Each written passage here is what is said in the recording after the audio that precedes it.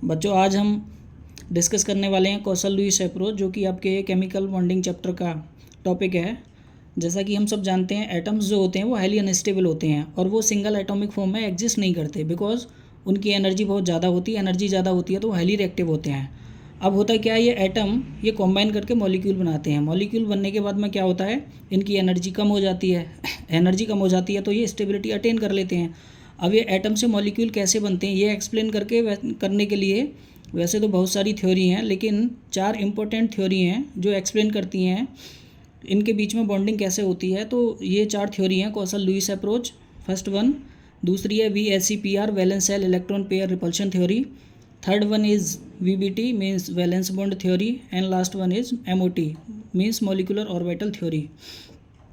तो आज हम डिस्कस करने वाले हैं कौशल लुईस अप्रोच और कौशल लुईस थ्योरी। तो ये सबसे पुरानी थ्योरी है।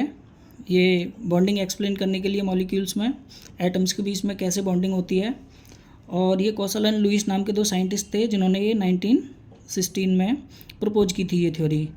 बेसिकली ये थ्योरी जो होती है ऑक्टेट रूल पे बेस होती है।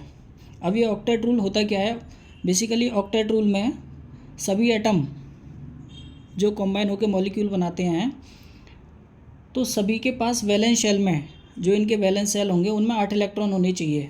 इसमें एक्सेप्शन भी होता है हाइड्रोजन का। तो आगे ये थ्योरी कहती है कि एटम जो स्ट्रक्चर ऑफ मॉलिक्यूल में होते हैं वो वैलेंस सेल के इलेक्ट्रॉन की शेयरिंग करते हैं आपस में।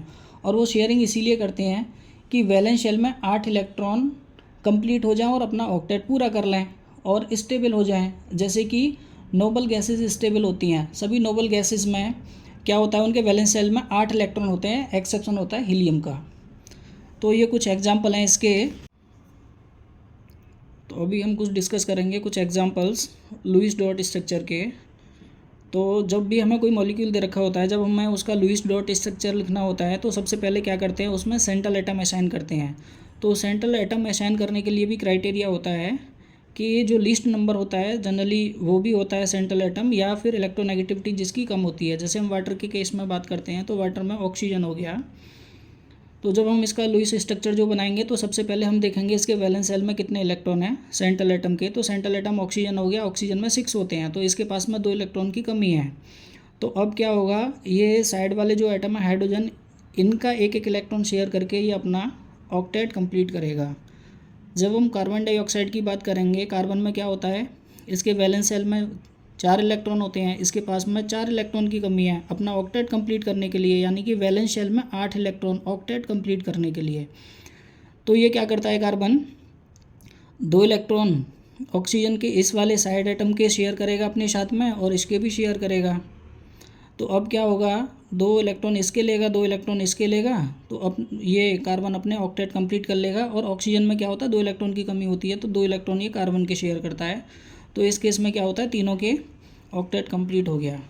तो ये था शेयरिंग वाला एग्जांपल। दूसरा मेथड होता है बॉन्डिंग का, इसमें ये होता है ट्रांसफ़र ऑफ इलेक्ट्रॉन। जब हम सोडियम क्लोराइड की बात करते हैं तो सोडियम का इलेक्ट्रॉनिक कन्फिग्रेशन होता है 281। तो इसकी आउटर मोस्ट वैलेंस सेल में 1 इलेक्ट्रॉन होता है। तो अब जब 1 इलेक्ट्रॉन एक्स्ट्रा है और ये इलेक्ट्रॉन एक अपना ये क्लोरीन को दे देगा तो क्या होगा, उसके नेक्स्ट इनर सेल जो होगी, जो आउटर मोस्ट सेल थी, अब वो आउटर मोस्ट हो जाएगी। तो उसमें 8 इलेक्ट्रॉन आ जाएंगे। 8 इलेक्ट्रॉन आने से क्या होगा, ऑक्टेट कंप्लीट हो जाएगा इसका, यानी कि स्टेबल हो जाएगा। क्लोरीन के पास में 1 इलेक्ट्रॉन की कमी थी, अब 1 इलेक्ट्रॉन सोडियम से ले लिया इसने, इसका भी ऑक्टेट कंप्लीट हो गया।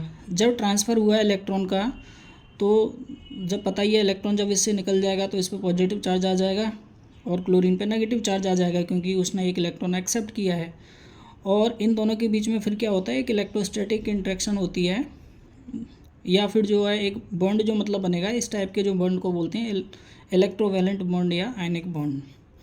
अब इस थ्योरी के कुछ एक्सेप्शन भी थे, जैसे कि ये थ्योरी कहती है, ऑक्टेट रूल पे बेस थी कि सेंट्रल एटम के 8 इलेक्ट्रॉन होने चाहिए वैलेंस शेल में।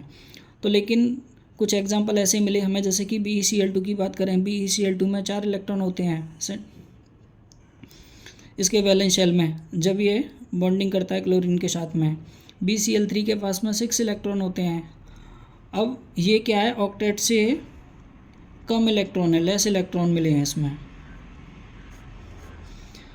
अब कुछ एग्जांपल ऐसे भी थे जिनमें एक्सीड भी करता है।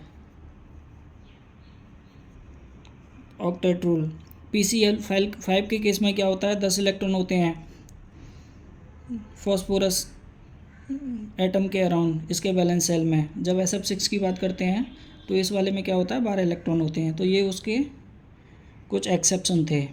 तो ऐसी ही केमिस्ट्री की शॉर्ट वीडियो देखने के लिए चैनल को लाइक कीजिए, सब्सक्राइब कीजिए। Thank you.